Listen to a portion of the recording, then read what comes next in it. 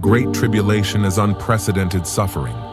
This is not a temporary difficulty, but rather an intensification of evil throughout the earth, and particularly in Israel, because the scene of the final conflict will be in Jerusalem and the Promised Land. History has seen wars, exiles, and persecutions, but Daniel reveals that this time will be more severe than any other, because it represents the decisive spiritual and earthly battle between the kingdom of God and the kingdom of darkness. Yet, in the midst of the darkness, the verse opens a ray of hope.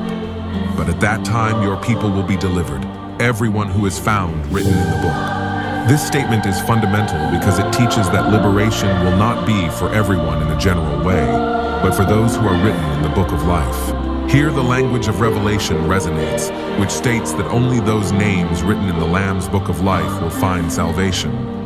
This speaks to us of a faithful remnant in Israel, preserved by God in the midst of tribulation, and also of the eternal security of the redeemed. The verse teaches us several spiritual truths.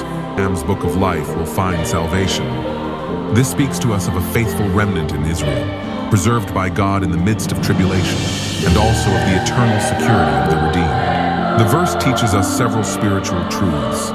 God allows for a time of trouble, but does not abandon his people. There is a real spiritual war in which Michael the archangel participates as a defender.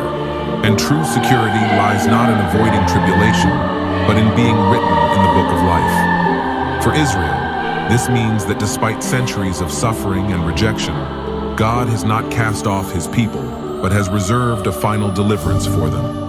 For the church, this passage recalls the glorious hope of the rapture before the great tribulation, when Christ will come for his own to free them from the hour of trial that will come upon the whole world.